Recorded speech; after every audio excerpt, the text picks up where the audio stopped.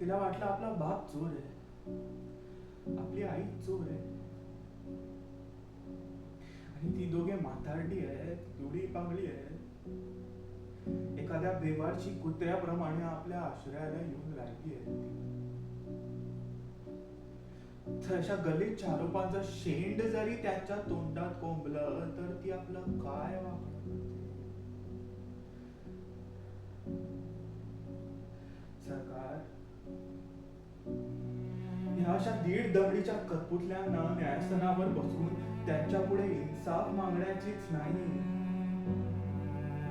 तर निरपराध ठरण्याची देखील माझी इच्छा नाही. काटे,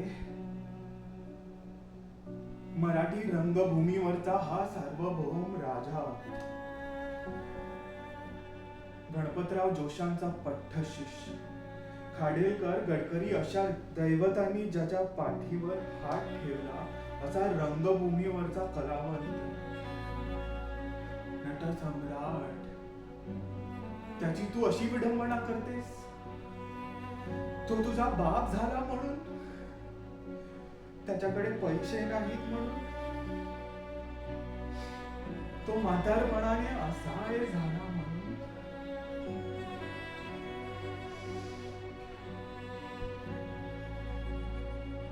वरदान चांडाळीच्या शब्दांचा पुन्हा उच्चार करशील तर माझं एक लाडकं कोकरू होतं, पण ते आता कुठे? एक खोखरावाणी कुजीवाणी मुलगी होती, एक सशासारखा मुलगा होता, पण ते माझे कोणीही नव्हते.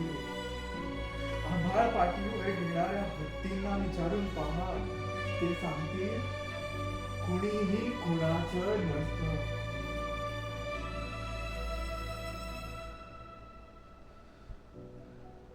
अंतराळात भटकणारा एखादा आत्मा आमच्या वासनेच्या जिनेवर उतरून या धरती लोकात प्रवेश करतो आणि आम्हाला वाटतं आम्ही बाप झालो, आम्ही आई झालो. सगळं खोटं, हे सगळं खोटं. आम्ही असतो ते एखादे जिने, फक्त जिने.